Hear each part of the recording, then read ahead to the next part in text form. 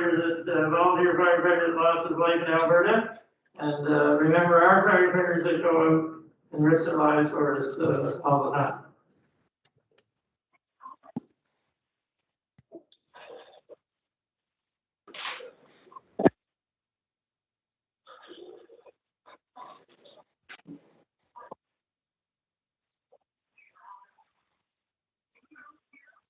Thank you.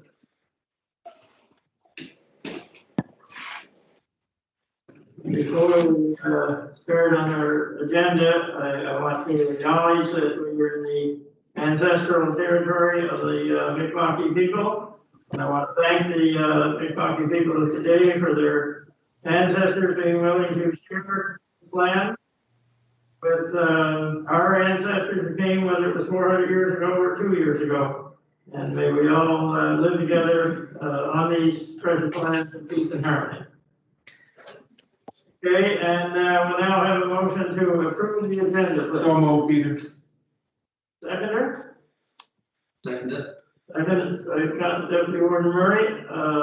Any additions or any questions on the agenda?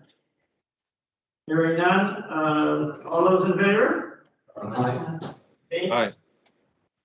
Motion carried. I'm gonna have to, some very, maybe I'll do it the other way and I'll do the same as we did, anybody against. Now we have some minutes, of our January the 10th meeting. Who wants to move the approval of those minutes? I so moved. I'll second. Okay, moved, and seconded. Any questions on the minutes? Mr. Warden? Hello, Go Mr. ahead. Warden? Go ahead, David. Hello? Hello, go ahead. Okay, because I'm having a problem with my computer, I'm sorry. Just there's two items from the minutes that I would like to correct and explain on the second reason why I cannot support our minutes from January the 10th. And the first is on the correspondence, page 5, and it was a letter from Susan Matheson concerning gift cards passed to our volunteers. And it says I was taken aback by the call, but it wasn't that at all. Susan's donation, she made the donation to the food bank because she wasn't in favor of the motion that we passed to council, and I agreed with her on that. So just to make that correction to the minutes, because it sounds like I was surprised she called me when in reality I wasn't. I was expecting some calls on that. And secondly, on page 6, I've spent a lot of time reading over this resolution, the Sidewalk Design Award, and the final outcome from our minutes. On the first whereas, it says the municipal council is directed, which means this council, by a majority, gave a direction to our staff. The administration issued the RFP based on our decision. We received 3 responses based on our decision to move forward. So our CAO and our public works manager reviewed all the proposals that came in and recommended we accept one of the designs. We also had 3 companies that put in designs for that proposal. So we tied up our CAO, our public works manager, and 3 companies. And I'm just trying to understand why, excuse me, this concern about who uses this route was not part of our original discussion before we went ahead and gave our direction to staff. Or if it was, why we would take such a critical reason to stop our resolution to council now. So we as a council are supporting an accessibility committee to come up with a plan to make accessibility an important and a very necessary aspect of our future development of our municipality for any type of accessibility issue. Yet a member of our own accessibility committee voted to support holding a design plan, and this was only a design plan for this area to see who uses this. Tonight, we are being asked to pass a resolution concerning climate change, and one of the bullets itemizes refocusing transport priorities to drive the shift to fossil-free transport. And what better way than to encourage walking and biking through our county than with sidewalks our residents can and will use. I've received many contacts and complaints from our residents who just cannot understand why this council or what this council is thinking, especially in regards to accessibility, and why would halt something as simple as a design plan for Blue Acres when we had already agreed to move forward on this issue. And unfortunately, in this one, I have to agree with our ratepayers. The council has wasted our time, our staff time, and those companies' time who replied to the RFP. And the saddest part is we have once again stalled any hope of fixing this area of our municipality that does really affect, especially our disabled residents of this county. Thank you. Counselor One, I appreciate that, but, what the motion is to approve the minutes. Are they an accurate reflection of the meeting that we had? Not, whether you're in favor of it or not, but Jane does the minutes for us, and she tries to put down an accurate reflection of what took place at that meeting. So that's what we're voting on here, is whether those minutes are accurate. In the case of Ms. Matheson, it appears they weren't, but, on the second item, it's your opinion, not whether she's accurate with the minutes, is my understanding. Exactly, sir, and I wasn't going to accept the minutes tonight, and I wanted council to know why I was not accepting the minutes. Thank you. Yeah, okay, we just have to remember that we don't want to say to Jane that she didn't do it right. It's, she's taking the minutes of what actually happened at the meeting. Okay, are there any further comments on those minutes of January the 10th? If not, we have a mover and a seconder. Is there anybody against the motion?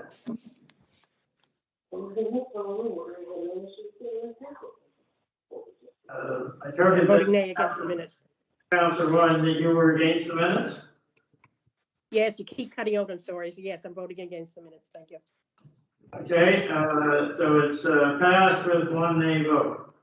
Now, we have correspondence received for information purposes, and I'm in. I saw that Councilor Elliott wants to speak on the first one, the response from Nova Scotia Health and Wellness on the insulin pump. So go ahead.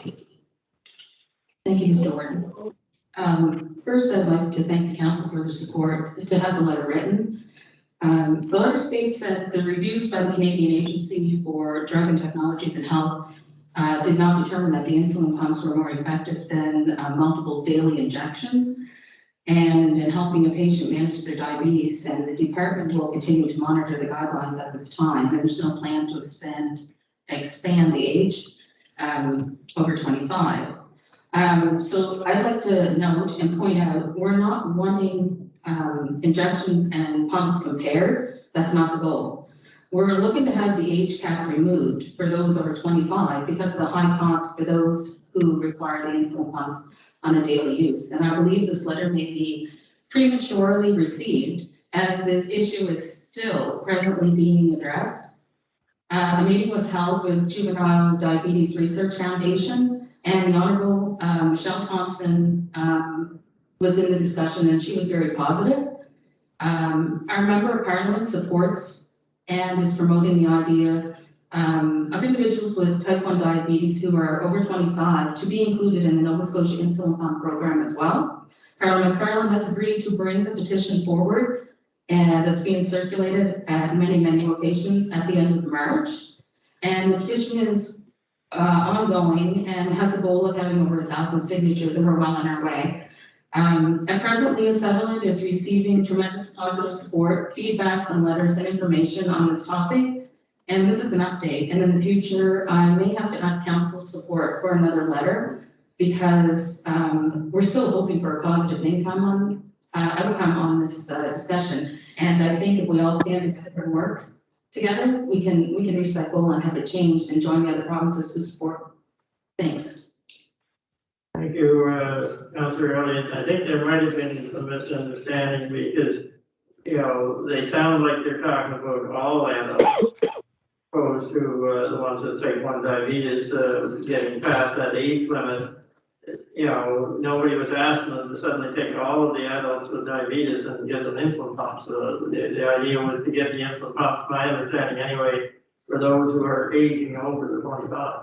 Correct, but I also believe that people who are living and using those insulin pumps today, going back, it would be going backwards to go back to having an injection when they've already had their lives.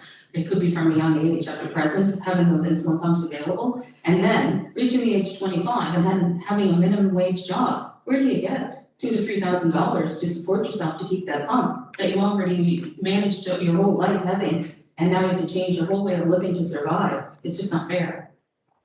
Understood. Okay, and I have a comment on the letter itself from Carol, the library board.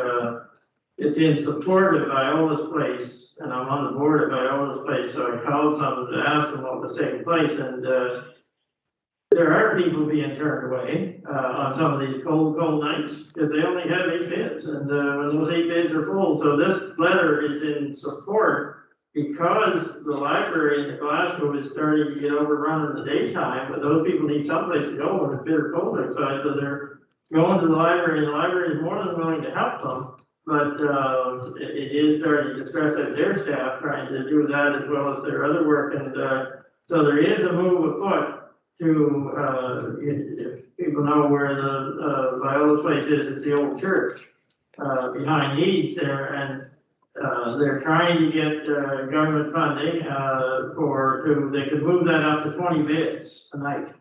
If they could use, the old church part, where the pews were.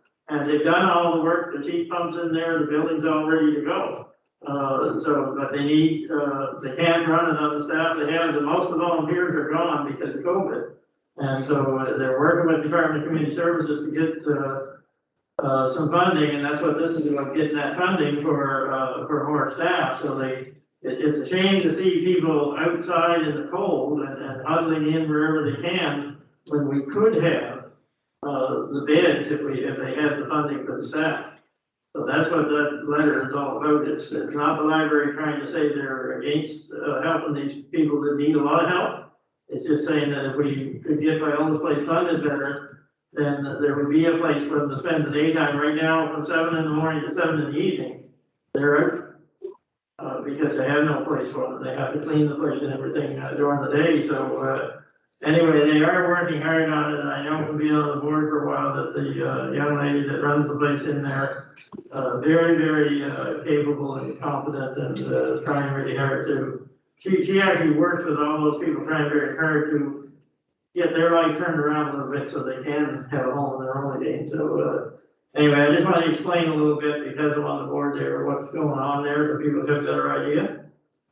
Okay, is there any further comments or questions on the correspondence? Hearing none. Mr. Chair? We Mr. now Chair? have- Oh, sorry. I'm sorry, Mr. Chair. I'm having trouble. My computer's cutting in and out. But just on that letter from Pearl, I had mentioned that last month in my report from the Pearl that they were going to be writing this letter. And I was going to ask for council support tonight for that letter. But in the meantime, within the last week, they have contacted with Carla McFarland. And she had a meeting scheduled with Lisa McDonald last week. And that meeting's on hold, of course, because of the storm. It's been rescheduled. So the meeting's still on between Carla, who's quite interested in what is going on with Viola's Place in terms of the homeless problem during the day. So hopefully we'll hear some good results from that meeting. Thank you.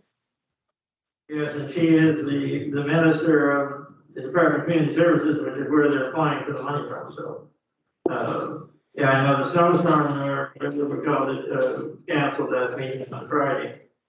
Okay, we have a resolution now that we're going to read for the Women's Institute Week. This is something we do each year, and I had a photo op opportunity with them a week or two ago at Lions Brook. Whereas the Women's Institute organization is celebrating 125 years in Canada, and whereas the first Women's Institute in Nova Scotia was formed in 1913 in Salt Springs, Victor County. Whereas for 109 years, the Women's Institute in Nova Scotia continued to provide women opportunities to improve the quality of life for families in their local and global communities through community service and involvement, education, and personal and leadership development. Therefore be it resolved by the Municipal Council for the Municipality of the County of Pictou, that Council proclaim the week of February the 14th to the 20th as Women's Institute Week in our municipality. Dated at Pictou, Nova Scotia, the 7th day of February, 2022, signed by myself, Warden Robert Carter. So that's, we don't need a motion on a proclamation. No. No. Okay, and I just have one comment to make after reading the resolution. I know a number of the ladies that are involved with the Women's Institute, particularly in the Lions Brook area.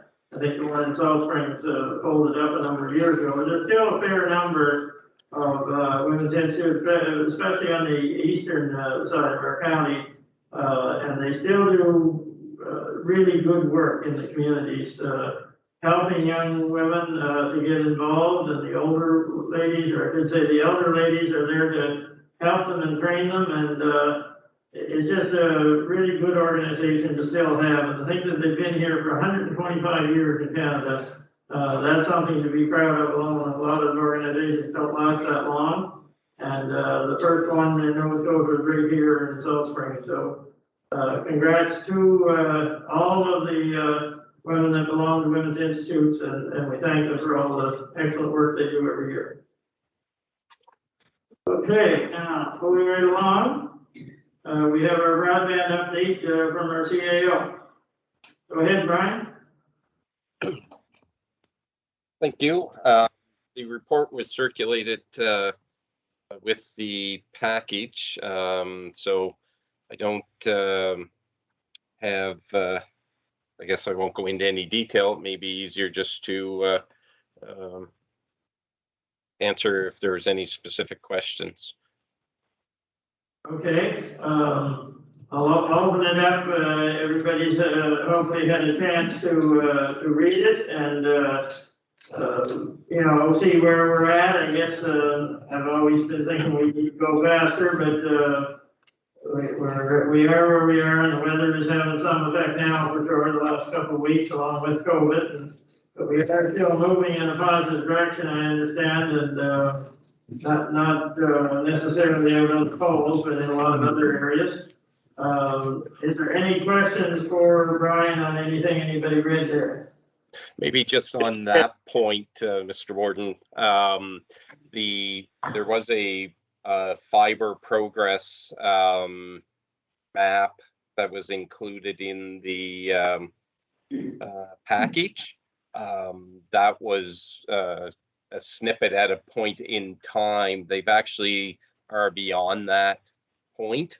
They're out into the middle of Lions Brook, basically the subdivision, I think it's Pleasant Heights Drive is the location that they're at. So I believe that's past the school, just for by way of an update on that. And they starting tomorrow are starting at the, that would be, I guess, called the Gut Bridge there in Lions Brook, and they're stringing the fiber back to our building this week. So that will then, once it's at our building, they will do the interconnection at our building.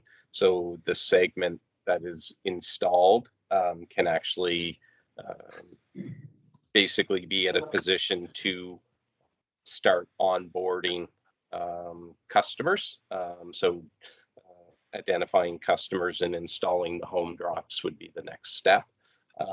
And just everybody that is in the council chambers, you are actually running on the utility.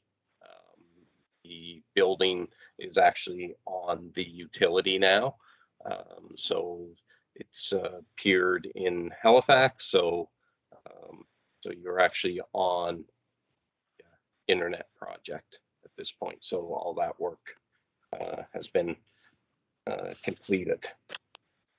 Okay, thank you, Brian. And like I say, sometimes there's a lot of work happening, you know, that's not up on the poles. You don't see people, so you wonder. Yeah, and I know there's been a lot of work happening in this building down here in our was empty space. That there is considerable work there taking place. But we're still waiting on parts. It appears for the electrical room or parts for the Hartford Hill Tower and stuff. So we still have some holdups. I think. Did I hear a question just before Brian spoke up or not? Mr. Chair, David here. Okay, go ahead, Councilor Dave Bird.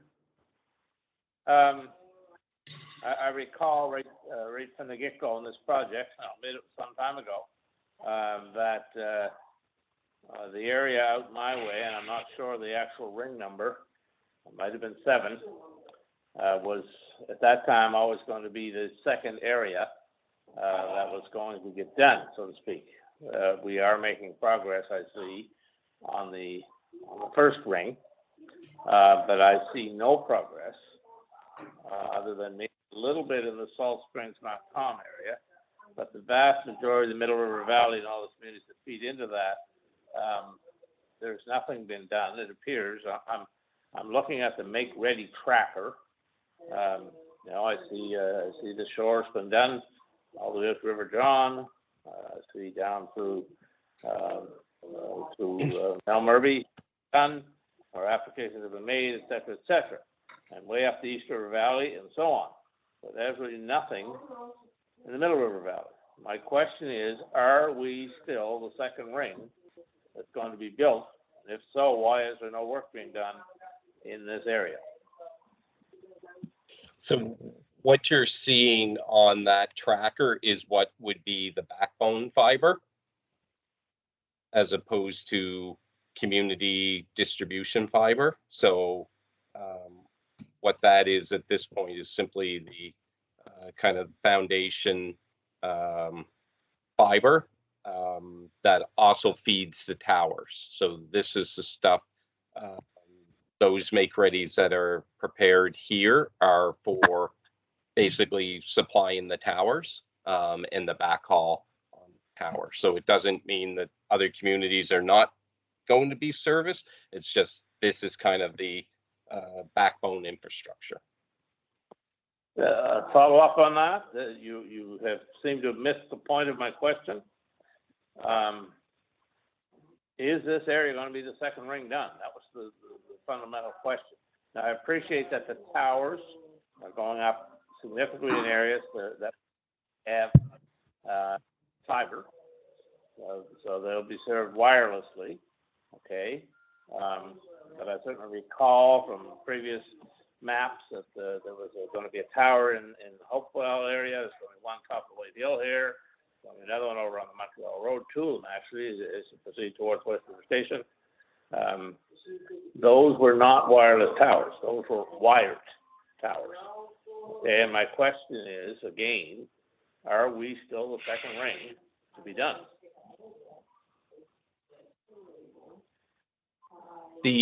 I guess the concept of rings has somewhat changed. So it's more communities that will be served. So there is a build out from this backbone fiber that will extend out into each of the communities. So your area would be built out from kind of the purple line, I guess, that kind of goes horizontal across. But that is my point. I look at these maps and I see a large gap between, we'll call it the East River Valley and the West River Valley, and nothing in between. And that is the area that I represent. And that is the area previously we were committed to being, quote, second in line. And it doesn't seem we're second in line when there's no work getting done. Thank you. Okay, is there further questions for Brian? Go ahead, Mary. I asked before, and I just wanted to know if where are we at with our marketing? When people ask questions about pricing and the selling of the product, where are we at with that? Are we getting someone, or where do we direct them to for that, Brian? Yeah, so we've had in the last week and a half a meeting to kind of talk about the plan and developing the overall marketing plan for the wireless component. There's really 3 different buckets, and so it's really, the wireless is a marketing campaign. The internet is a separate campaign, which will mainly be the ISPs will be doing that type marketing because they're the direct sales to customers. And then the third kind of set off marketing is the marketing of the network. itself and selling the network to additional ISPs, companies, emerging services that may come on to the network that are not traditional internet type services. It could be alarm monitoring companies. So there's dedicated infrastructure for that as well. So all three plans are being worked on, and we hopefully will have something a little more concrete in the next week to 2 weeks on just how that rolls out, right? But the main part for us is really the wireless service, because that's something we're directly going to be involved in rolling out. And the rest of it is kind of complementary marketing with the ISPs, like the 4 or 5 ISPs that will operate on the network will offer to the public the various offerings that they have, whether it's internet service, TV, triple play, which would include phone, right? So it's really them that will be marketing their product and price packages, right? Type thing. So. Okay, go ahead, Kurt. I was just concerned, and I'm hoping that the sooner we get the information out to the people, the more chance we have of them waiting for us and coming on board with us. And I think keeping them involved in the project, even if it's on a small scale, it's really good if we can do that. You're right, you know, where we have, as we heard tonight, there's going to be moving into our territory here shortly. We do need to get that information out to people. They're wanting to join with us. We need to get the information. Would it also be to our advantage to let them know that Development Nova Scotia and the provincial funding it's not going to be available to us? Because in the meeting that we had, I got the feeling that it's going to be announced that we're not included. I don't know how much we want to go out on a limb right now with that, just because that was a private meeting. If we announce the funding that we have, not the funding we don't. Yeah. Okay. Go ahead. The one comment there is that our plan that has been developed and put forward does not include the province at this point anyway. So so we do have federal funding, which we were successful in getting. So that's where we're at today. We only deal with the stuff that's on the table today. So I think we're working on the marketing campaign, and it's going to be timed so when the service actually becomes available to the various areas. So that will roll out in advance of when we're ready to start accepting a wide range of customers. Okay, and or go ahead, Mary. I just want to say thanks. Okay, and Councillor Butler, you're next. Oh, did I miss you? Well, I saw him after you. Okay, I have just 2 questions, fairly short. Number 1, when do you anticipate the 2 employees that we have been discussing over the past, when do you anticipate them coming on staff to be part of this project? So we are probably within very short period of time. We're just finalizing the job descriptions for those. So we'll probably be advertising those very shortly. And we've basically end of last week, we finalized kind of a third-party operations contract for the role on the network side of things, and what that company will do for us for operations. So now we have a more definitive analysis completed of what the gap is, and that's what the employee that we will be putting out, network engineer, will fill, right, for us. So they will be, in essence, helping to manage the overall operation of the network, liaison with the various internet service providers, ensuring that their connections remain active. So we now have that kind of defined in a little better scope. So we'll be probably advertising very shortly for that position. The other position is simply a support person to that manager off kind of the network type thing. So it's more of an administrative function for tracking equipment, helping to process when orders are received, things of that nature. Because right now the stuff arrives and it needs to be cataloged type thing. So that's where the second role is more of a day-to-day support. Okay, thank you. I certainly think that having these people on staff will perhaps be able to shift us into a faster gear. My second question is, perhaps over a year ago, we made an application to the federal government for additional funding. And have we heard anything back in regards to that? No, there hasn't been any movement on that at all.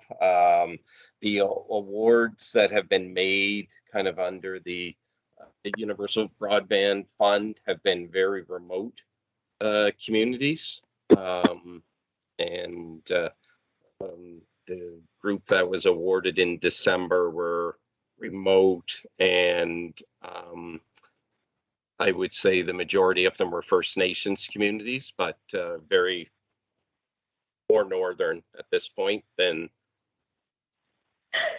any of the provinces or isolated areas in British Columbia, things of that nature. But there's been nothing in Atlantic Canada at this point. So. That was still hopeful. Okay, thank you. Exactly. Go ahead, Councilor Bonnett. Thank you, Ward. I just got 3 questions, I guess. And it was brought up in this previous meeting where Matthew May said Starlink comes in at 120 and we're going to come in at 49.95. And I see it's in the minutes or in the broadband update that the price for first home service will be set at $49.95. What is that service? What is first home service? That's the wireless, I believe, is it correct? Correct. That for first home is the wireless component of the project. And what are we offering for our speed, like so that up low speed, down low speed? Does it vary? Location? It will vary depending on really the build out, right? Is where it'll vary. So the initial towers that are being fed are basically being fed by microwave link. So there is a capacity or maximum capacity that you can put through kind of those microwave links. But the service is geared to provide the 50 megabits per second on the download. The standard is 25 is the standard, but it is geared to provide a 50 megabit. But it'll vary by property, right? Because with any service, wireless service, it's dependent on a number of factors, right? Line of sight, things of that nature. But the goal is to provide 50. Certainly the first tower that will come online, the Hardwood Hill Tower, will be a fiber-fed tower. So that area around there should support the 50 because the data is being backhauled with fiber, right? So So certainly that area should be, we should be able to get the 50. And like any of the services, it's based on subscription as well, right? So when they design these things, they're designed for kind of a peak of data distribution. So the more people you have on at one time, it will slow down, right? But the goal is to provide 50. Is that comparable to Starlink, or do you know? Starlink, it's interesting. Some of the news reports I've been reading on Starlink, people are saying, well, we're getting 200 megabits per second, which is interesting because their package offering is only 150, is what they offer, up to 150 megabits. That's what they offer. So Starlink will be like any other thing. Like right now, the people that are on Starlink are probably seeing good results from it because it's a subscription thing. The more people you put on it, it will slow down, right? So they need to add more satellites, things like that. But I think the package, when I looked at it here during one of the calls, we looked at just to see what they were offering and when they would offer it. And the earliest, it was mid to late 2022 was the product offering that I signed up with Starlink. But I think it was up to a 150 connection, right? And it's up to, and that's the standard in any internet service. It's an up to. So if they provide you less, you don't really have recourse, right? Go ahead, Randy. The other thing, Brian, is in the highlights, they say the supply chain is 18 months or so before you can get fiber. Are we in a crisis to get fiber, or we don't have enough fiber to keep going with it? Yeah, there shouldn't be any delays on the fiber type thing. We've actually pre-ordered fiber. One of the at the last council meeting, there was a question around Plex's bill. That's actually a pre-order of fiber. So we've placed our order, and actually it shipped, I believe, last week from. So it'll be in next month or so, right? So we did buy some pre-order, but I mean, supply chain is an issue with a number of components, but we had room in the budget to pre-order some, so we did that, right? Oh, sounds great. My last question is under market conditions, and it says Rogers Seaside purchase Seaside, right? Communications. There's very little tractions on the Tennessee partnership. Are we still dealing with them, or is that gone out the wayside? Yeah, really the only thing we're dealing with Rogers on at this point is the build on the capital side, and building the 100 gigabit circuit to Halifax, as well as the 100 gigabit to Moncton to give us the redundancy. So that's really where we're at with them.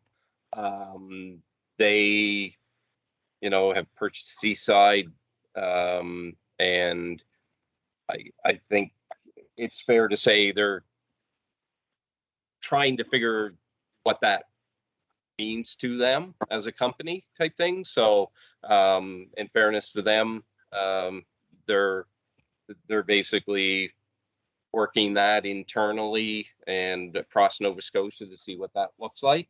And I think if and when they figure that part of their business out, our network is available for them, right? If they want to pursue that, right? But right now, I think just from a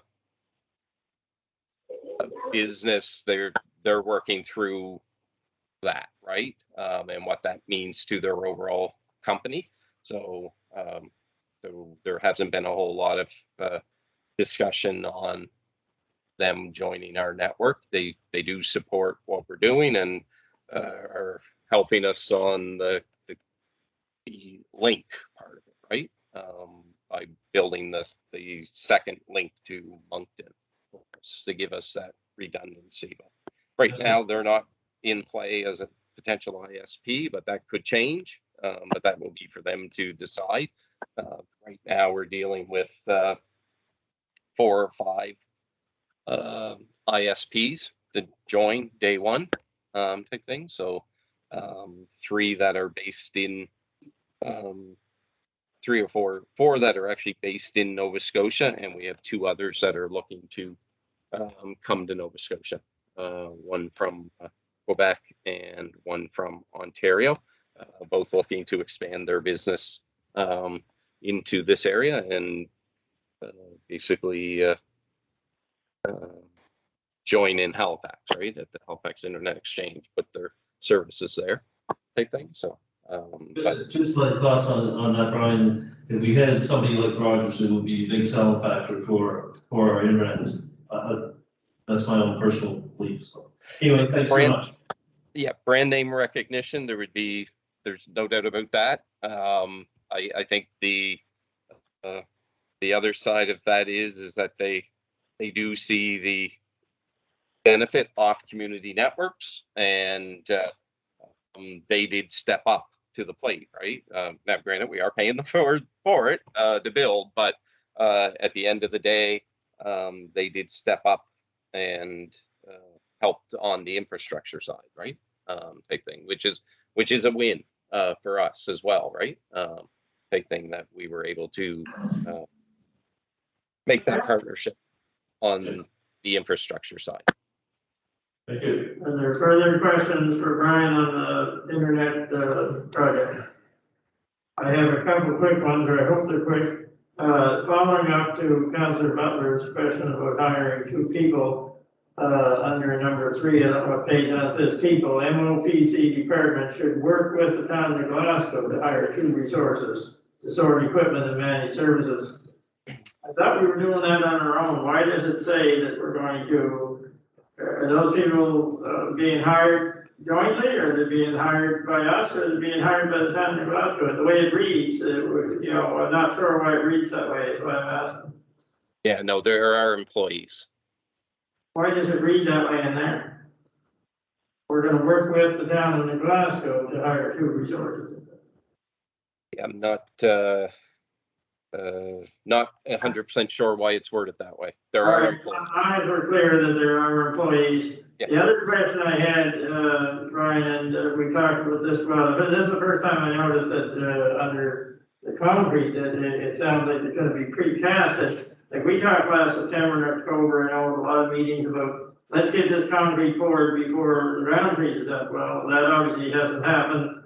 And then I think when I read the minutes of our last meeting a month ago, I think it was Councillor Butler asked when this tower would be going up, when our tower would be going up, and it said in the minutes that hopefully next week, the first one, which is here, would be going up. That hasn't gone up yet, and are we now going a different route? We're not going to pour concrete, it's gonna be precast concrete, I understand?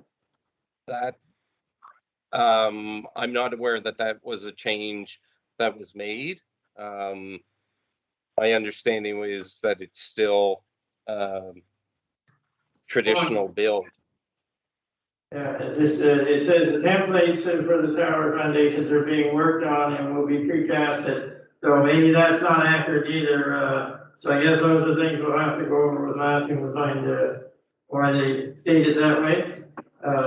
But I don't want to hold us up any longer tonight because we've got a lot of agenda to go here yet. So if there's no more questions, we'll move on to. Excuse me, Mr. Chair. It's Debbie here. Here's another question. Go ahead, Councillor. Thank you. I did have my hand up, but you probably didn't see it. Brian, it's just one question on the report on page 4 under observations, market conditions, and just about halfway through that paragraph. This partnership with Telsat has been firmed up further for both LEO and GEO solutions. However, the service is expected in 2024, and only GEO services will be available to feed tower sites in the meantime where microwave links are hindered. Could you just explain to me what that means, please? Yeah, so it's in essence part of what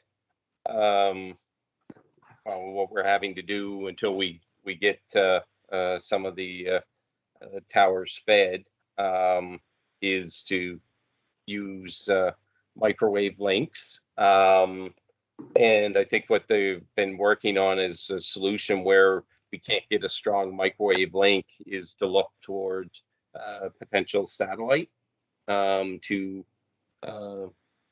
beam signals type thing. So that's what they've been looking at. And Telsat would be a Canadian provider of telecommunications.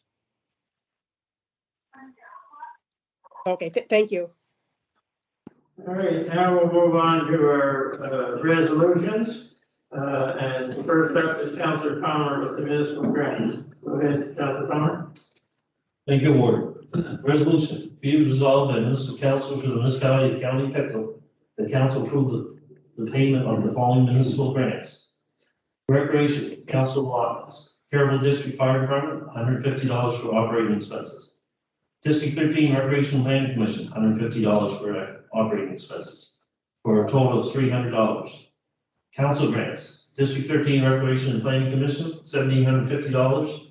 Extension of time to January 31st, 2023 to use unspent balance for community coordinator.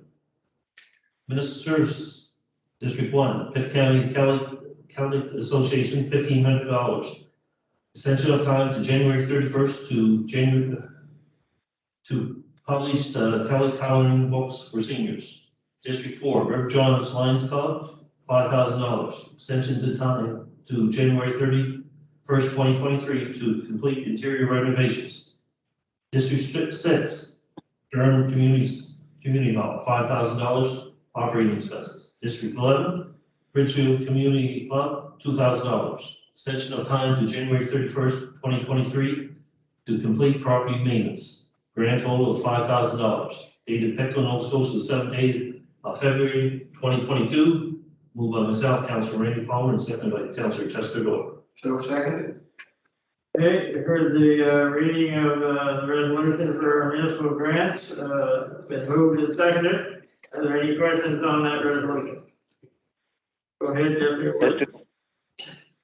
Mr. Chair, The green is 5,000. Or is that extension? Extensions. Okay, sorry. I think it's on there, trying to say something. Yeah, go ahead, Councillor Dave Carter. but a similar question here. Are we not including the recreation grants in here that they add up to $300? And that would put our grand total at $5,300. The rest are all extensions. Yes, you're probably right, because it says grand total, so it should be 5,300, not 5,000. Okay, with that modification, I take it that's acceptable to the mover and the seconder? Yeah. Is there anybody against the motion?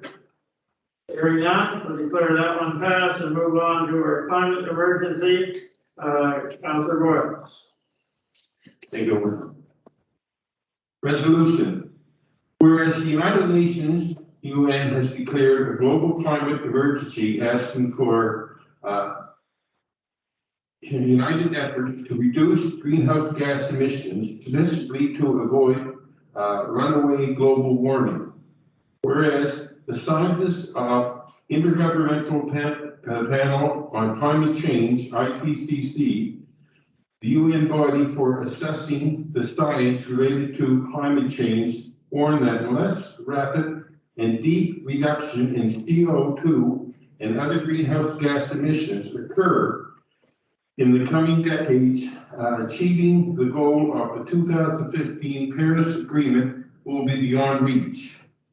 Whereas over 2,000 municipalities have declared climate change emergencies, including several in Nova Scotia. Therefore, be it resolved that the Municipal Council for the Municipality of the County of Pictou declares a climate emergency in the municipality and commits to reducing the carbon footprint to net zero by 2031. And inspire, engage, and assist its citizens, businesses, and community organizations in reducing fossil fuel consumption by at least 50% by 2031. Further, be it resolved, the Municipal Council, through the Climate Change Advisory Committee, preparing an updated municipal climate change action plan with particular examination of the following potential outcomes or recommendations. Switching to 100% renewable energy, getting off fossil fuels, implementing energy efficiency in all facilities, buildings, identifying, to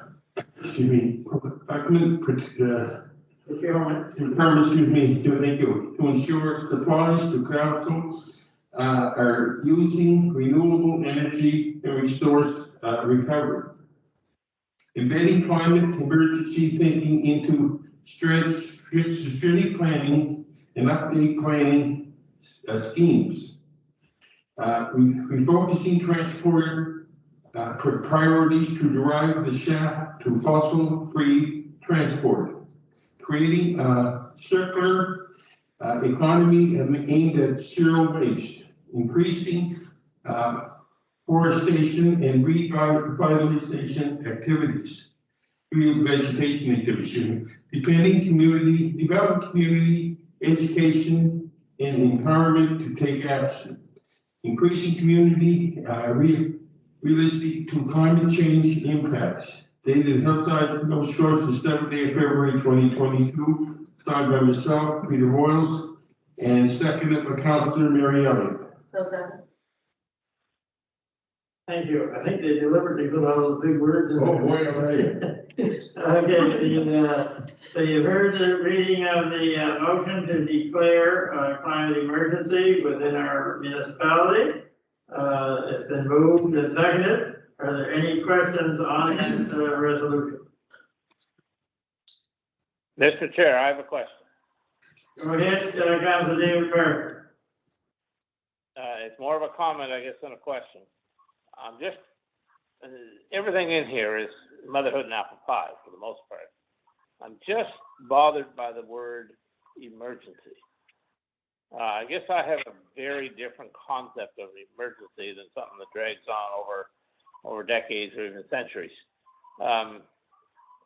And I have observed that this type of strong language has been used now for a couple of decades, and people have become acclimated to the word climate emergency. And to me, it's losing some of its effectiveness because of overuse. Okay, having said that, I can't come up with a good alternative. Maybe something like climate challenges, but overall, I am in favor of the motion. It's got a ton of good stuff in there. It's just that I'm fearful that that word emergency, if someone falls and breaks their hip, that's an emergency. We call 911. Okay, if we have an impending ice storm, that could be deemed an emergency, and it's certainly related to climate. But I'm having difficulty with the concept of emergency for challenges here that we're going to face over decades and maybe centuries.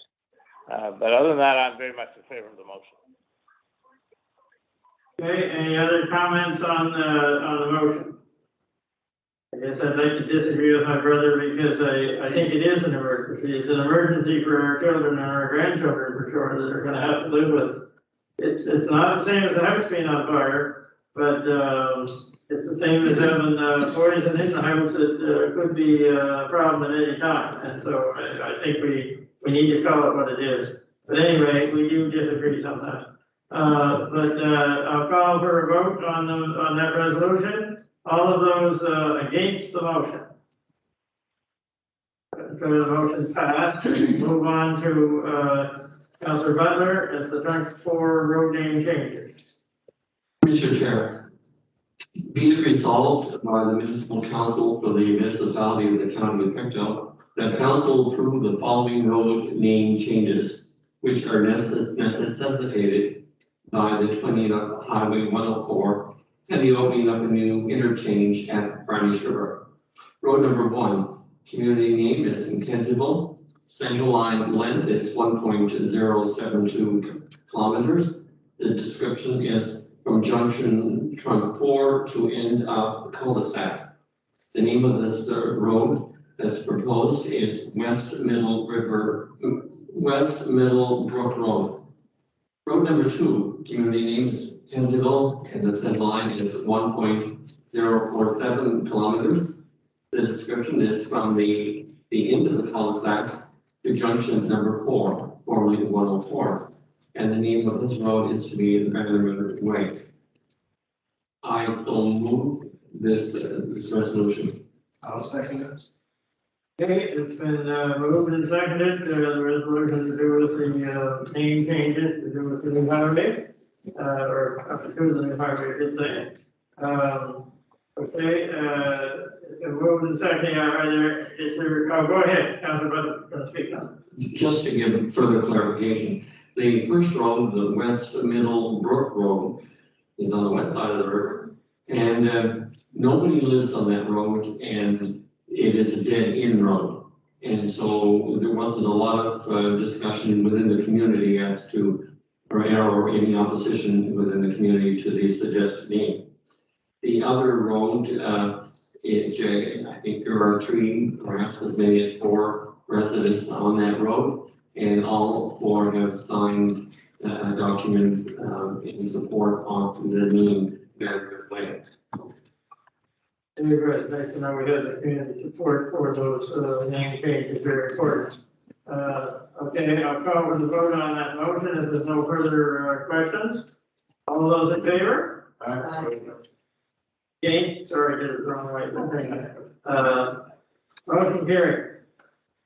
Now, we have our, we're now going to review our 5-year capital budget for the 21-22 year, and let our CAO take over at this point. So the capital budget was circulated this during the current year, 21-22. The big item that is on that is the rural internet project, which is the 16,301,000. So that is the phase 1 project, as well as the rapid deployment network. Sources of funding there, majority long-term borrowing once we reach substantial completion, as well as the $4.4 million, which is the federal investment into the rapid deployment. The rest of the items are relatively minor in dollar values, vehicles, sidewalk designs, things of that nature, some upgrades to some of the sewer infrastructure, town of Pictou, Lionsbrook pumping station, Thorburn repairs, as well as some E1 inventory. So that is the 21-22, which is 17 million.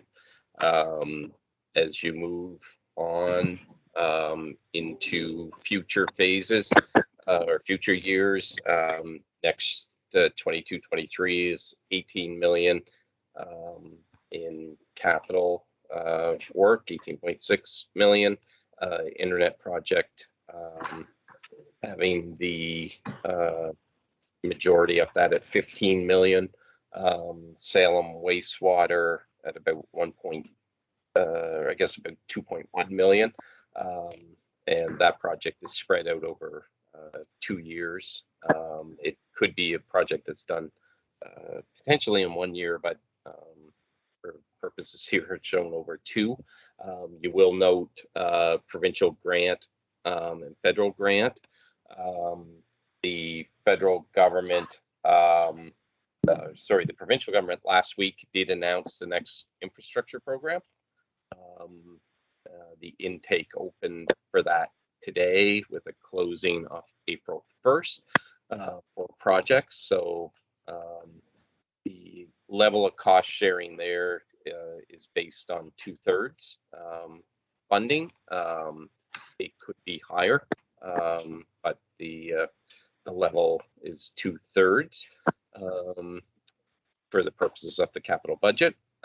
So 18 million in year 22-23, 23-24, 11.8 million. So internet project 9 million. So that's really the kind of the final phase of the internet project starting that year. 24-25, kind of a wrap up of the internet project of about 6 million. And the McClellan's Brook water project in there, which also shows cost sharing there of 2/3 as well, and that rolling over into 25-26. One change here, and it's we had identified McClellan's Brook water and Sherbrooke water as projects. What this capital plan has, it has them combined into one. One of the conditions on the new build Canada Fund or the new infrastructure program is we're only allowed to actually submit 2 projects for consideration. So that project is kind of a loop project. So for the purposes here, it's kind of combined. So in an effort to be able to maximize potential dollars, combine those 2 projects into one. So this is a 5-year infrastructure program, and you basically, it's water and wastewater are the categories in this particular call. So, and you're only allowed to submit 2, and they have to be eligible. They have to be able to be completed by the end of March 31st of 27.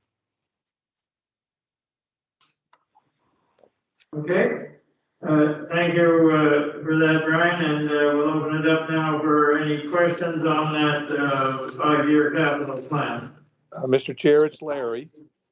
Go ahead, Larry. Thank you.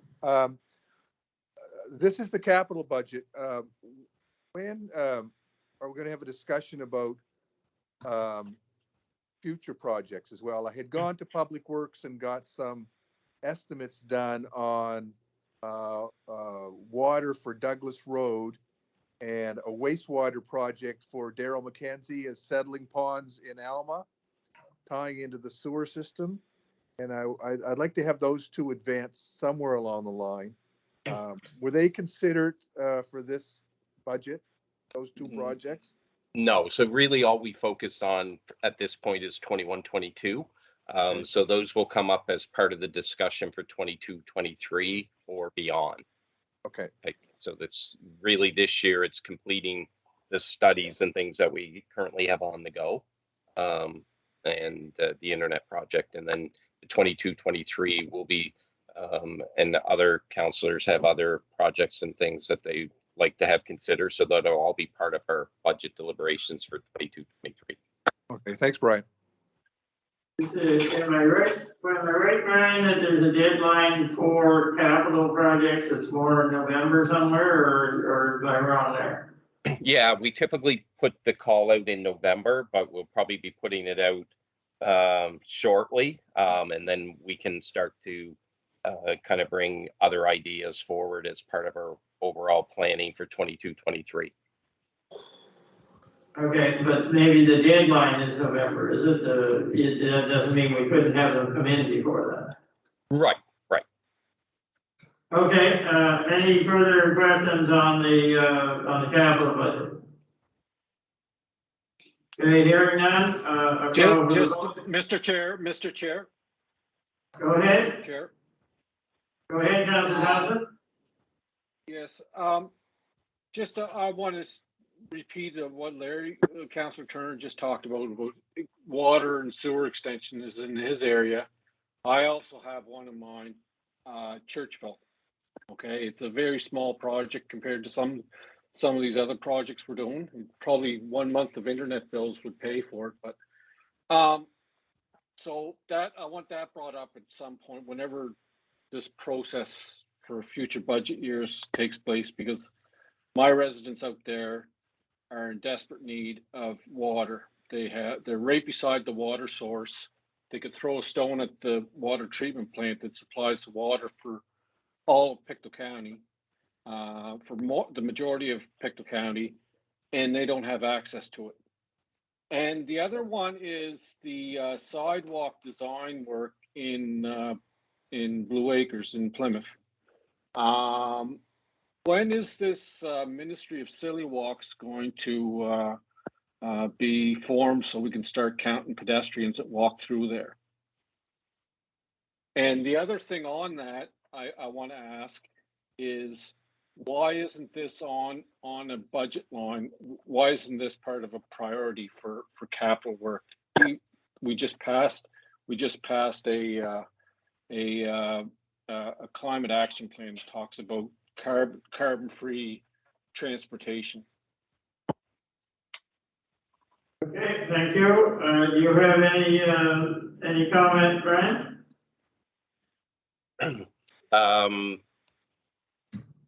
What the capital budget has here is a commitment of money to do some consulting work. Council gave us direction last month to do something, and hopefully within a couple of weeks we'll have something back to the committee on potential options. Okay, thank you, and I'm sure there's a long list of stuff when we get to wish list that everybody has for area. One more thing. And I just want to make this point clear because it's been brought up by in public by other people on our council, is that we didn't subvert any sidewalk policy by doing this work. We were just looking for answers, which we punted down the road instead of doing the work. Thank you. Okay, now we'll move on to our, we didn't have the vote on the capital budget, do we? No. No. Okay, is there anybody against the motion on the capital budget? Mr. Ward, Oh, sorry. we don't actually have a motion on the Oh, floor, so we don't. Oh, yeah, I thought we got that far. Okay, moved by Councilor Palmer, who's going to second? Second it. Seconded by Deputy Warden Murray. Now we'll call for the vote. Is there anybody against the motion on the capital budget? Hearing none, we'll declare that passed, and we'll move on to the Nova Scotia power rate increase. I think that had changed some maybe since the time to put on here, but go ahead, Councilor Dave Parker. Thank you, Mr. Chair. I think it's well known, I guess, very public, that Nova Scotia Power Inc. has gone to the Utility Review Board and asked for a very significant increase in power rates over the next 3 years. And there's been some blowback, I guess would be a good word, especially on the proposed, another way to describe it, on solar power installations, and that one was very quickly withdrawn. The Premier has indicated that they will be challenging through the UARB the requested increases being excessive. And of course, nobody likes to see an increase in the basic cost of living, and we all need power. The one that now concerns me the most is the proposal to shift system maintenance costs. I'm particularly referring to the physical maintenance of their network of power distribution, what we would call power lines. That is a significant cost, one that has been neglected in the past. I think back to, I think it was the last day of November 16, when we were at what was an UNFM meeting, and several of us took occasion to raise with Such a Power, who had a kiosk at our trade show, the situation in Pictou County on that date. On that particular fall, we had many power outages, some of which lasted 2 and 3 days. And on that particular date, much to their surprise, we were having very significant power outages in the county of Pictou. And we were blaming it on lack of maintenance on power lines. Now, since that time, they have done a great deal of maintenance on the power lines of Pictou County. And for that, I am thankful. Okay, I have been watching the power outages over the last several winter storms that we've had, and Pictou County has been very fortunate. I connect those two ideas. A large amount of maintenance reduces the number of power outages, doesn't eliminate them. Now they're suggesting that we, the ratepayers, should be on the hook for all what they, at their discretion, what they deem to be unusual storms. Okay, I consider this analogous for me saying, well, listen, I'm not going to do any maintenance on my vehicle, and when it does break or need new tires or ball joints or whatever, then you have to help me pay for it. Okay, not a very good deal for the ratepayers. I'm asking, therefore, since this is a very significant cost, and it really, in my opinion, is something that is part of their basic service. Yes, they produce electricity, but then they also need to distribute electricity. Okay, and that means maintaining power lines throughout the province, wherever there are people that are paying for delivery of that electrical energy. I guess I'm asking that are we able to intervene at the UARB and relay our concerns to them through a presentation? Okay, I'll let Brian answer that question if he has an answer.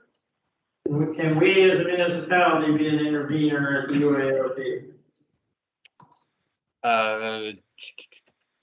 You can be granted status. I'm not sure if they've already put the call out or if the window is still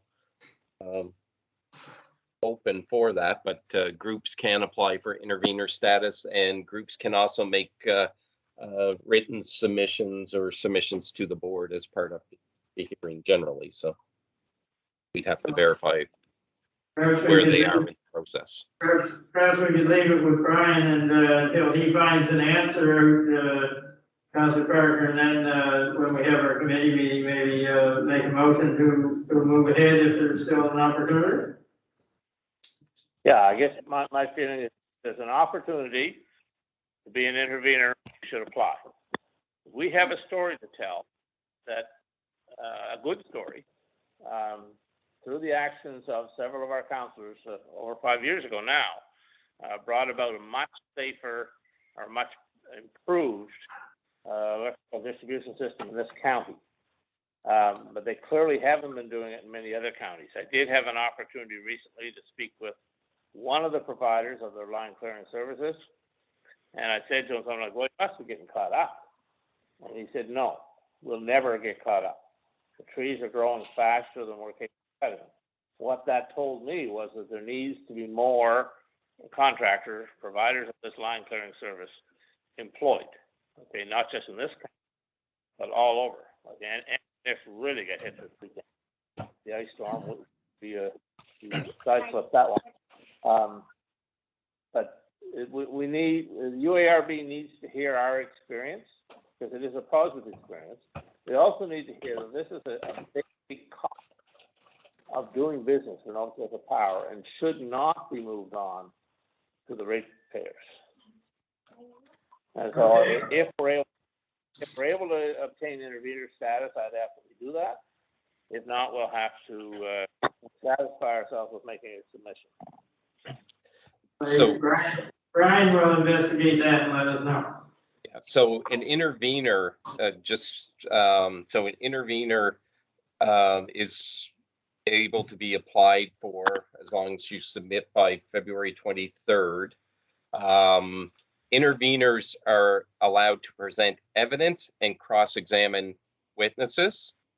I'm not sure if that's where we want to be, but you can present at the hearing, which isn't scheduled until September. You have to notify the board of your intentions to speak at the hearings by August 17th.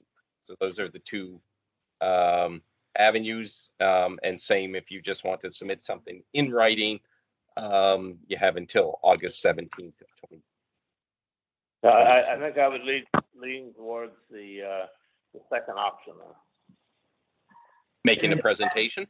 Yeah, in that case, we have lots of time. We have until August sometimes, if we could deal with it at our next committee meetings and then move it to council, I think, is that agreed, all right, Councilor Berger?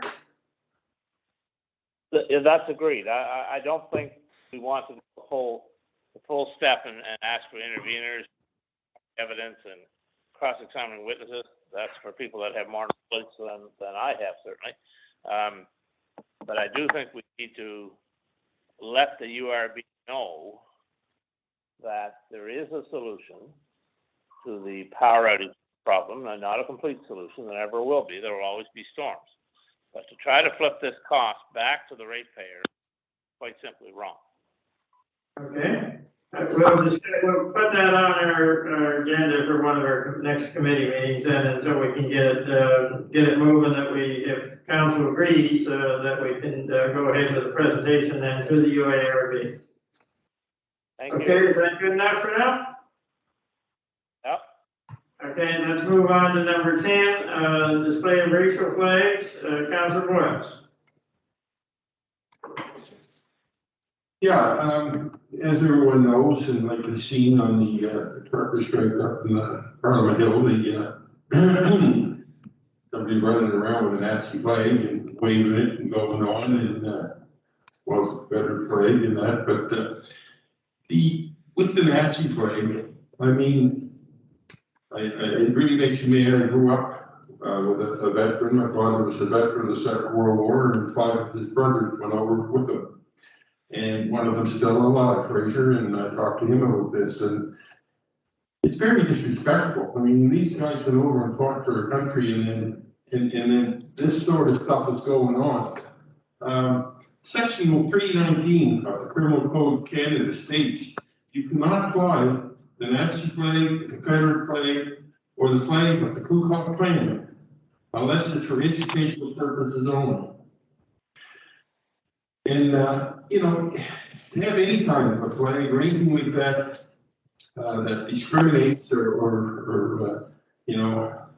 with the Nazi flag, I mean, a lot of our, relatives, went over and fought a war and gave their lives, never come back to a lot of them, just so we could have the freedom we have today. So I just think that, I think that I'd like to make a motion that we strongly send a strong letter to the Prime Minister and our MP, Sean Fraser, as well as our MLAs, and strongly put it to them that when somebody goes out with a flag like this, especially the Nazi flag, and that's really emotional to me, is that all that police there, I mean, that place is just swarming with cops. Why was it not taken right away, right immediately taken away? And that would have been it. And no, they let them run around with it, go around with it. So I really think that this section has to be enforced, and I think that they're gonna have to come up with, I would really like to see stronger consequences for anybody that would do this. I mean, if it means big fines, jail time, or both. But the flag again should be taken immediately by the authorities away from them.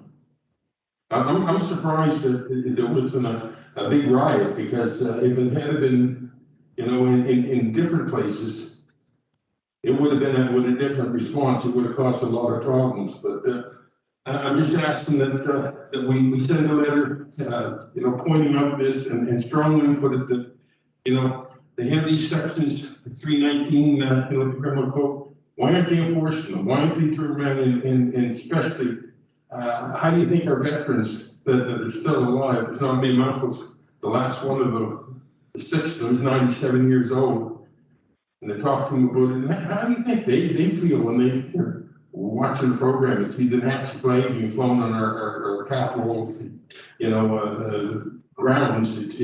It's crazy. So again, I'd like to have a big motion. To send a letter to the Prime Minister, and copy to our MP and our MLAs, strongly opposing or asking for nothing to be done about the flying of what do you have in here, racial flags, but, you know, particularly the Nazi flag. Well, but it's better enforcement.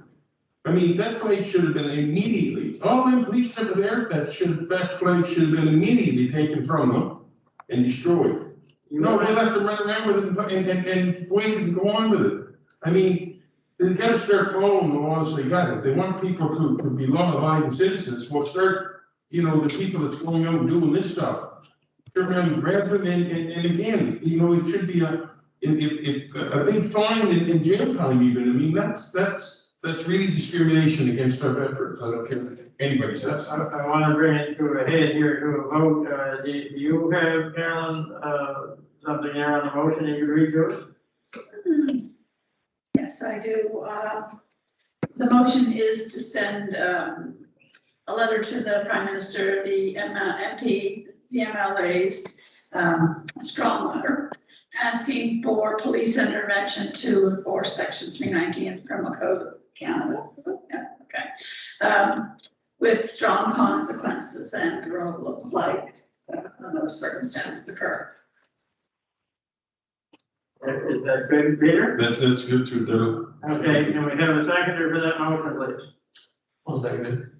Okay, it's been moved and seconded, that we send a letter concerning, the enforcement, stronger enforcement, when the Nazi flag, the flag, racial flags are flown, in anywhere in the country, I guess is what we're talking about. Okay, so the motion's been moved and seconded. Are there any questions or comments on the motion? Hearing none, I'll call for the vote. Is there anybody against the motion? Okay, I didn't hear any, so we'll declare that motion passed, and we'll get that letter sent then. We'll now move on to number 11, Nova Scotia Public Works road salting. Councillor McKeel, you still with us? Are you there, Darrell? She just got disconnected. She just texted me. She's trying to log back in, so.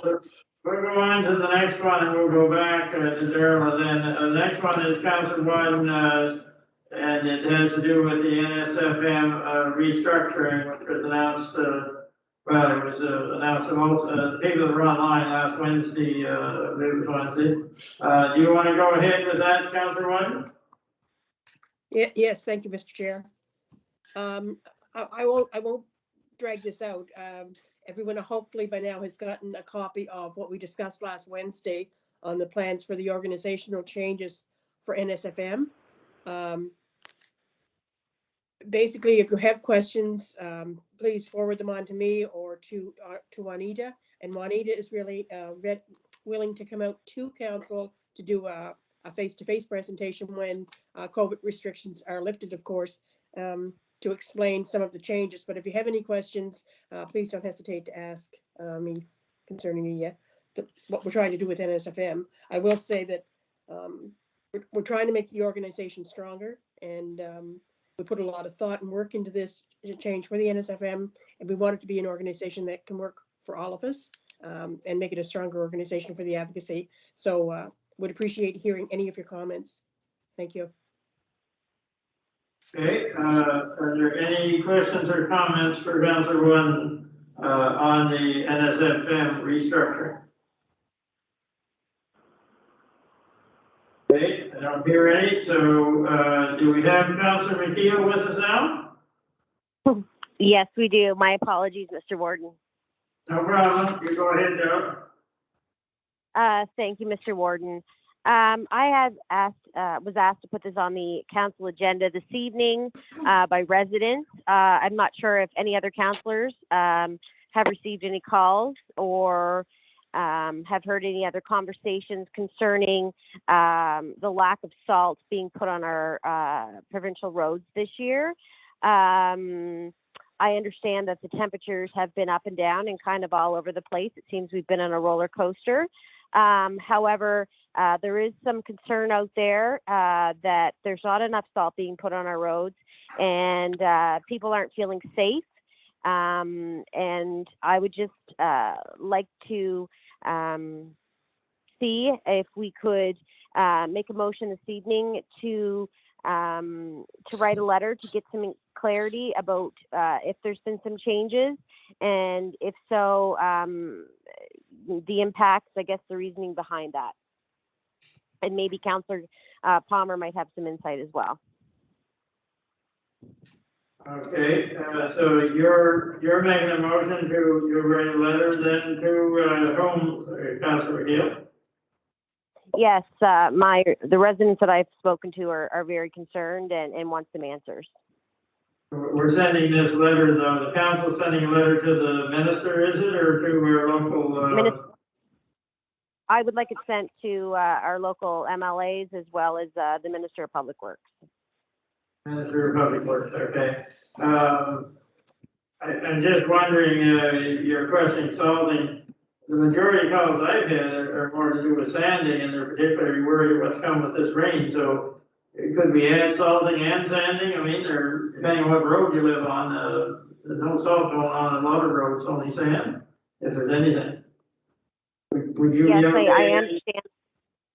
I would be okay adding that. I think the concern is the secondary roads, both paved and not paved. The calls that I received, though, and the conversations that I've seen on social media and both heard and had have been concerned specifically about salt and on paved roads. So, but I'm fine to add salting or sanding and salting on secondary roads. I'm fine with that. I'll second that. Okay, moved and seconded that we write a letter to the Minister of not Transportation, the Public Works, Minister of Public Works with copies to our MLAs. Did a copy also go to Mr. Chisholm? He's the head solicitor for looking after our roads, so Greg Chisholm. Is that okay with you, Darla? Great idea. Sounds great. Because he is the guy that has to make the day-to-day calls, that's the motion. Did we have a second? Or you did second, Peter, sorry. You mentioned your name. Can I add something in also, is that we had, before pandemic hit, we had agreed to meet with our local manager, who is Greg Chisholm and still continues to be. Maybe that's something that we can think about moving forward to get an update, because that was something that we talked about that we did want to do periodically, was to have a check-in with with him and the department. So I think that's something that we need to think of moving forward. I'm sure that's something that we can do virtually. Okay, well, we can put that on our referrals to committees and council for sure, but let's deal with this motion for now. Warden Parker. Warden Parker, it's Logan McDowell here. All right, I'll take Logan and then I'll go back to Randy. Go ahead, Thank you. Logan. I just wanted to point out that a section of the North Shore, starting at about, I believe, Tony River, is governed by Nova Scotia Department of Public Works out of their Bible Hill office. So it might be worthwhile to send to them as well, because they handle a portion of our county. Good idea, that's a Mary's way, a lot of that is done now by the Bible Hill people, department. Okay, we'll, add that, gentleman or lady's name, whatever it is, that is the equivalent to Greg Chisholm over there. Go ahead, Randy. Well, I work in construction, so. Don't blame me. So we look after paving and new roads and things like that. And I don't know what's happened this year with the budgets and the salt, but like Darrell said, the weather, salt doesn't work after a certain temperature. I think it's anywhere between 5 to 10 degrees, so it doesn't work. So it's useless putting it down. And I did have issues again with sanding in the area, but those are the last roads to get done. Once everything's paved and solid, they use the same trucks to load sand those roads, so it does have. But my only comment is, I know this council and councilors take a lot of phone calls from residents about the roads issue and all that. But really, that's on our, granted, we are the lower level government, but these are provincial roads. Our MLA should be the ones that give the calls. I told one of our residents to call his MLA, because I can make a phone call to Greg Chisholm or talk to somebody at work and things like that, and might get a result, might not get a result. But it's the MLAs that are really in charge of these roads, and they're the ones that should be fielding these calls. They are the ones that got to hear about it, not just a letter coming from council. You know what I mean? They're provincial roads. That's their jurisdiction. It's not ours. Yeah. I agree with that. I usually turn them over to, Carol in this case, but, like I got a question the other day from somebody who lives on the J5 road. He said, no, these are your roads. You fellas put the sewer in here and you put the, paved it or helped pave it or whatever, and they're your roads. And I said, well, it may be that we pay for it. I know they do the work and we pay for it on some roads. A lot of them in the lower term there, so overall, J5 and whatever. Department of Transportation files them and we pay for them, so they get the feeling that somehow we can tell them when to go and whatnot. We don't have any say over that. That's, again, up to the provincial department to decide when they go there. You're right that we can't do anything about it, but we're the easiest hit. We're the first hit because we're local and they know who we are. Go ahead, Councilor Morris. Yeah, I disagree, nothing we can't do about it. The landing road the other day going down from Hillside right down to Lane, we're doing the reserves. It was the worst job I've ever seen, and ice everywhere. I called the MLA and reported it, and they got back and he said, they don't know what happened. They said, yeah, there was something wrong, that it wasn't done right, it should be fixed. And I said, well, we're supposed to have a night storm coming. I said, you better get something down there. Well, I just told them that, that my constituents would call me and ask me, and I know it's MLA problem, but they don't understand that, and I can, some of them I can talk better than they can to help them out. So I just told the MLA office, Tim's office, that I was sending an email to them, and if anybody was hurt in any kind of accident on that road, after they've been reported 5 times that, this is dangerous because the way they left it, that we were going to hold them responsible. She was cleaned up pretty good after that. And, you got, I'm glad you put the sand again, because some of these, they've got the chip seal, you can't put salt on them. You know what? You gotta put the sand. And out there in Branch Road, people miss a week of work because they can't get on the road. It's that darn slippery and icy, and that's wrong. People, you know what I mean? I guess one fellow around told me there in Branch Road that they had it on television. His wife's skating up and down the road, on the road now. So, I mean, there's something gotta be done, they're gonna have to have a good look at this and do something, okay, looking forward. Okay, thank you. Any more comments on the resolution before we hit the vote? Oh, sorry, Councilor. Mr. Warden, Darla? I got Councilor Dewar first, and I'll let you finish it, Darrell. Go ahead. Thank you, Mr. Warden. One thing I noticed this winter, it doesn't seem like the graders are around enough to get the stuff off the road. That's, but I'm so used to the grader because it does the job so well, but it's the bridges. They're not cleaning the bridges off.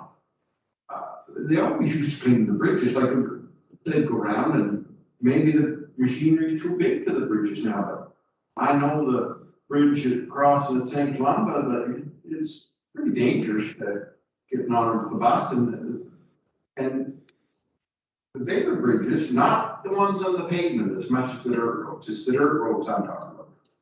There's like maybe 6 feet on each side now on that brand new bridge they put on the Cameron Lane. There must be tremendous weight in that, but they used to go around and they used to have 2 or 3 pumps. But I know nobody would have to clean that mess up this year, that ice, it's just cruel. But there's certainly backhoes or a tractor up there, they could clean the bridge or 2 up. But I don't know, maybe it's just those 2 that I noticed in my area. It might be totally different in other places, but I just think the bridges need a little attention. Thank you. Okay, I think we have to remember, there are problems, no doubt, and our job is just to bring them forward. We can't do it like Peter said, he brought it forward, something got done, that's good. That's our job. If we can help people, fine. We can't tell people to do it though. But, we have to remember, I think that we're having a real winter in the last month for the first time since 2015, really. We got pretty used to, having hardly any snow, and then it washes away right after it comes and everything. So I don't think we want to be seen as criticizing the people that are out there trying hard to do the job. We maybe need more machines, we maybe need more people or whatever, but the people that are out there in the middle of this trying to make the best they can of it, I think we want to give them credit. Darrell, I'll let you finish it. Thank you, Mr. Warden. I just wanted to kind of piggyback off what Randy said. I agree. These are provincial roads. However, sometimes residents need us to be their advocate. And when I receive calls, I always ask if they would like me to call and speak to our local representative on their behalf. Sometimes they want to call, and I also call. But I think this is important. And when residents they believe that we can to help make change. And I think that's why I was asked to bring this to council, that it's something that, we may not be able to have the final answer, but we are identifying an issue in our community. And when we speak to having our municipal council, it does carry some weight to it that this is identifying a problem in our community. But I agree with Randy, it is a provincial issue, but I appreciate everyone's support on this, and I thank you for letting me bring it up this evening. Thank you. Okay, I think in the interest of time, if nobody has a pressing, go ahead. I think Councillor One wants to speak. Oh, okay. Go ahead, Councillor One. Thank you, Mr. Chair. And I did have my hand up, so just not that I'm trying to get into the last second, but in any case, yeah, I do agree that it is an MLA, it is a provincial issue, but I would never turn back my residents because I do get over 50% of my calls, especially during the wintertime, is concerning the roads and the dangerous shape they're in. So I will say that some calls concerning the Melbourne Beach area worked well, because I just got a call, as a matter of fact, today from a resident down there who said he's so happy with how the road was cleared this storm. So things have worked out well that way. However, last week in Pictou Landing, we had a very serious accident with a propane truck on a very dangerous stretch of the highway, and it was quite icy and not cleared. So there is a lot of concern with the continuing bad condition of the roads, especially during the cold, and people just feel that the roads should be salted. So as far as I'm concerned, I don't see any harm in us continuing to work with our MLAs. And granted, I do call the dispatch line quite often, but I also recommend to people to talk to their MLAs, you know, to get that information to them, that is who looks after the roads. But certainly, I think I would never turn back a ratepayer because it's not my job. So I think it's very important that we have to let people know that we will advocate for them. And the roads are certainly something we need to advocate for. So I'd certainly support sending the letter. Thank you. Thank you. Now that I see those little orange hands up there, Logan, yours is showing up. Do you still have a question? No. No, thank you. No. Oh, okay. I just had noticed. I was wondering if she said I have a hand up. Okay, let's go for the vote on the motion of the salting and sanding to send the letter. Is there anybody against that motion? Hearing none, I'll declare that motion passed, and we'll move on to number 13, Deputy Warden Murray, Police Advisory Board vacancy. Thank you, Mr. Warden. We have a vacancy on the Police Advisory Board. Councillor Thompson has resigned from that board, and we have a meeting tomorrow night, so I think it would be good if we can get a volunteer or appoint somebody. Who's currently on that board? What councillors are on it now? Me and Randy, and Andy was on it. Are you on it? Two outside members. There are 3 elected members, 3 appointed members, and a Department of Justice representative. Okay, so Randy and Wayne are the 2 right now, and do we have a full complement of the non-council? We have a full complement except for the one elected. Okay, so we need 1 councillor. Is there anybody that wants to step forward to serve on the Police Advisory Board at this time? Mr. Chair, I'd be interested in serving on the board. Thank you. It's Deborah here. Okay, there are 2 voices at exactly the same time, Peter and Deborah. Either one of you want to let the other one take it or not? Whatever you guys want. Well, 2 more. well, yeah, why don't we can we put 2 on? No, can't do that. The rules are too strict. So if We can put one on as an alternate if they weren't available. The Police Act is very specific on membership. It's a 5-member committee or a 7-member committee, and the numbers are 3 for council. very strict then, okay. How often do they meet? They meet quarterly. Sometimes. This past year has been a challenge with that, but yeah. Just that there's meeting tomorrow night. I think it won't be another one for another 3 months, so. Okay, my problem right now is I have 2 people that have offered, you see, so. I'm sorry, Mr. Chair. I didn't hear who else. It's Debbie here. I didn't hear who else nominated. Peter and you both spoke up right at the same time. Oh, well, if Peter wants it, fine. I can step back. Thank you. Okay, thank you for that. It makes it easier on us tonight. We're getting late, so, all right, thank you, Debbie. We'll add Peter to that Police Advisory Board then. Do we need a vote for that? I would recommend it. Okay, all right, is there any, or do I need a motion? Did somebody make a motion to appoint Councillor Boyles to the Police Advisory Board? So moved. Okay, I have a mover and a seconder, moved by the Deputy Warden, seconded by Councillor Dewar. And now I'll call for the vote. Is there anybody against Councillor Boyles being put on the Police Advisory Board? Okay, motion carried. And we now move to community announcements. Does anybody have any community announcements they'd like to make tonight? A lot of noise out there, COVID's kind of taking a real swing at us.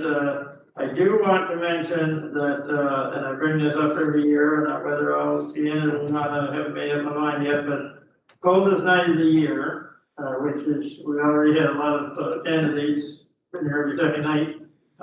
Coldest night of the year, which is a fundraiser for the Route for Youth, the homeless in the youth group rather than the adult group like my oldest place, but So that, is being held on February 26th. It's virtual and real, I guess, so if you want to go and walk, with a group, you can, just stay 6 feet apart, wear your mask, and, but if you want to do it on your own, it's really about raising funds to help, with their, house that they have on, is it Easter Road? I think that they have a house there that young people can, you know, that have no place to stay, and, spend some time there. So that's on February 26th, it will come up pretty fast. Is there anything else? Go ahead, Dr. Power. Thank you, Warden. Just want to give you an update. This is a community announcement, I guess. The Arnold Warren Rink has been basically since December 14th. We've had very little rentals.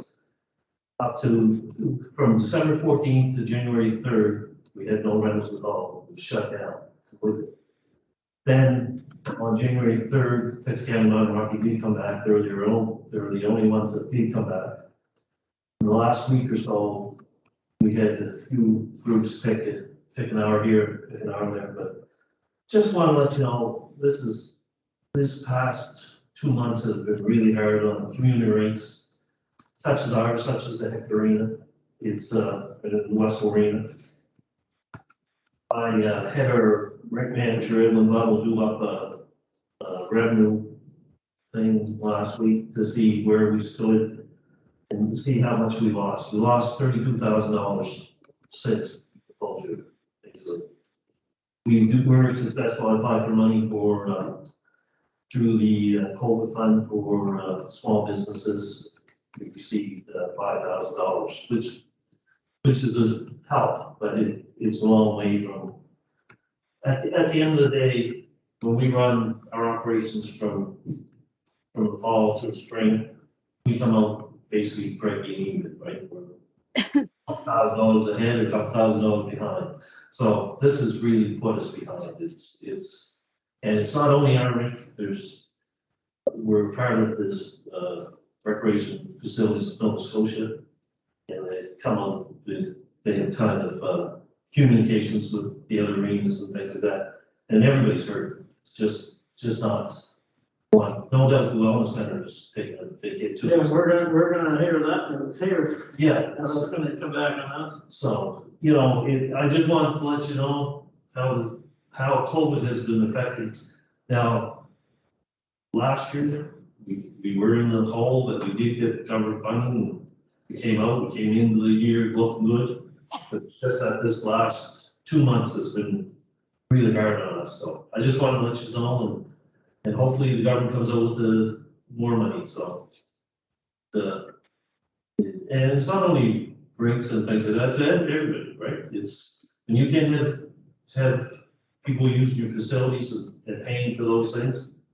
It's hard to pay the bills. Like our expenses haven't gone down. A little bit of the only thing that went down basically was propane that we used to flood the ice. But as far as heating the facility, you have to heat the facility, you have to heat the hot water, and you have to pay your employees. You have to pay the power, so you have to keep this. So anyway, I just want to let you know where we stood. Thank you. Appreciate that, Councilor Palmer. It's, anybody that's ever run a business knows that once the income stops, it doesn't take long for the bills to pile up. They don't stop. And just have to mention one thing. And if the restrictions don't open up come February 14th, we got to look long harder, close to a season, because, you know, if we're not going to get any more revenue, which makes us stay open. I drove by 3 rinks on Saturday. There was nobody in the parking lot. This was around 6 o'clock at night. Okay, well, let's hope that the government comes through with some money to help, because like you say, Oregon's not the only one. There's all kinds in that same situation. One other thing that I wanted to mention before we close off here soon, this is African Heritage Month, and there was a virtual celebration. If you were on, I'm not, but if you were on Facebook and whatnot, you take part in that, and the flag raising, Not sure what else was showed up on there, but I think probably Joanne is gonna put, or maybe has already put some stuff up on her website. But I did notice in the news today, and I'd be remiss if I didn't mention this, that a lady by the name of Wanda Robson, who is a sister to, was the youngest sister of Viola Desmond, passed away today. And I met Wanda at various functions in Nebraska at the African Heritage celebrations and others. I think she was probably in her 90s, but a very humble and very personable lady, you know, and she showed up every time there was some celebration for Viola Desmond, she would be there. And the media really took to her because she was so personable, but you know, that's an important part of our history in this county, and she was a personal connection through her sister to that, so I wanted to make sure I mentioned that tonight at our meeting. So if there's no more community announcements, we'll move on to any emergency resolutions, unanimous consent required. Okay, we'll move on to referrals to committees and council. And I think we mentioned that what was it you had, Darrell?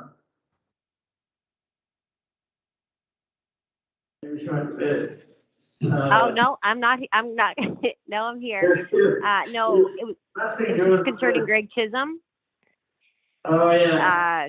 About either virtually or we go back to the real world. Greg Chisholm, I knew there was something I was forgetting, so it would be good to have him in again to talk to him about various issues, including the bridges, and I'm sure there's bridges in other areas too. Okay, Peter? Yeah. I'd like to have it put on the future meeting, with garbage collection. I'm getting a lot of calls on garbage collection, and it's due to the roads, I know, but still some of the waiting long time, so we'll put that on the great. Okay, garbage collection, and is there anything else, anything anybody else wants to add to the future agenda of either council or committees?